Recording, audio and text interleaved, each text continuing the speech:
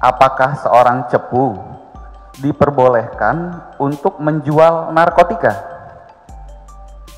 Kalau menjual, saya rasa ini sudah pasti satu hal yang sangat dilarang, Pak. Undercover buy dapat dilakukan berkali-kali dengan narkoba, makin besar jumlahnya sampai pada orang penting dalam sindikat tersebut. Untuk diketahui, undercover agent ini bisa dari anggota polisi yang tidak dikenal oleh sindikat narkotika. Jaksa Penuntut Umum, JPU, hadirkan saksi ahli koordinator kelompok ahli Badan Narkotika Nasional, BNN, Ahmil Loetan dalam sidang lanjutan kasus peredaran narkoba mantan Kapolda Sumatera Barat Irjen Teddy Minahasa, Senin, tanggal 6 Maret tahun 2023. Ketua Majelis Hakim mengajukan pertanyaan terkait pembelian narkoba secara terselubung atau undercover buy yang dilakukan oleh aparat kepolisian. Menurut ahli, undercover buy hanya boleh dilakukan jika mengantongi surat perintah dari atasan yakni Kapolri. Sepengetahuan ahli, tahapan-tahapan atau langkah-langkah yang bisa dilakukan dalam melakukan pembelian terselubung yang dikenal undercover buy tersebut maupun teknik penyerahan yang diawasi yang saudara sebut tadi sebagai controlled delivery. Silakan. Langkah-langkahnya. Izin yang mulia, saya akan menjelaskan. Dapat saya jelaskan bahwa undercover buy atau pembelian terselubung adalah pembelian narkoba yang berkaitan dengan suatu kejahatan narkoba oleh, saya ulangi, oleh undercover agent untuk mendapatkan narkoba. Jadi gunanya untuk apa? Untuk mendapatkan narkoba sebagai barang bukti dan menangkap tersangkanya. Jika oleh pimpinan operasi dinilai sudah tepat waktunya, undercover buy dapat dilakukan berkali-kali dengan narkoba, makin besar jumlahnya sampai pada orang penting dalam sindikat tersebut. Jadi maksudnya demikian, saya jelaskan. Jadi kita bisa membeli awalnya mungkin 1 gram. Kita melihat, oh ini orang punya barang. Besok kita beli 10 gram. Ternyata dia masih punya barang. Besoknya lagi kita coba beli 1 kilo. Juga dia masih punya barang. Kalau kira-kira waktunya sudah tepat, maka kita bisa melakukan penangkapan. Untuk diketahui, undercover agent ini bisa dari anggota polisi yang tidak dikenal oleh sindikat narkotika atau oleh informan yang sudah bisa mempunyai hubungan dengan sindikat narkotika.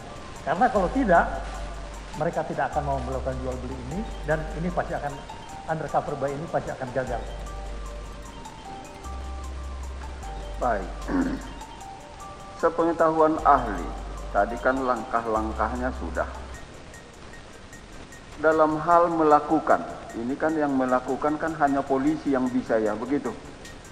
Enggak sembarang orang kan bisa melakukan pembelian terselubung, hanya polisi. Betul Pak ya? Baik. Sebelum melakukan, apakah harus ada surat perintahnya, surat tugas atau yang lain sebagainya? Silakan. Ini sudah jelas, harus ada surat tugas. Harus ada. Karena kalau tidak ada surat tugas, bisa terjadi tabrakan, Pak. Waktu dia melakukan undercover buy, bisa ditangkap oleh kesatuan lain yang mungkin kira-kira juga akan melakukan tindakan yang sama. Malah kalau kita melihat tadi Undang-Undang Nomor 2 Tahun 97, surat izin tertulis oleh Kepala Kepolisian Republik Indonesia atau pejabat yang ditunjuk. Itu jelas di dalam Undang-Undang 22 Tahun 97. Jadi surat perintah ini adalah hukumnya wajib. Jadi kalau tanpa surat perintah, ini berarti liar. Harus ada surat perintah, kalau tidak ada berarti liar. Jenderal Teddy Minahasa menerangkan bahwa ingin menjebak Linda Pujiastuti alias Anita Cepu dalam teknik undercovernya. Koordinator Ahli Badan Narkotika Nasional, BNN, Ahmil Loetan mengatakan, bahwa teknik penjebakan bisa dilakukan dengan undercover buying atau pembelian secara terselubung. Ex-Kapolres Bukit Tinggi, Ajun Komisaris Besar Polisi Dodi Prawiranegara bersaksi, pernah diperintah Teddy Minahasa untuk menukar 10 kg sabu yang disita itu dengan tawas. Namun, pada saat itu, tidak ada sedikit pun pembicaraan perihal operasi penjebakan. Dalam proses sidang yang berlangsung, Teddy Minahasa mengatakan bahwa dia merasa marah karena dibohongi oleh Linda Cepu soal adanya kegiatan penyelundupan 2 ton sabu melalui Laut Cina Selatan dari Myanmar pada 2019 lalu. Mereka bersama-sama ikut melaksanakan operasi tersebut, akan tetapi tidak berhasil.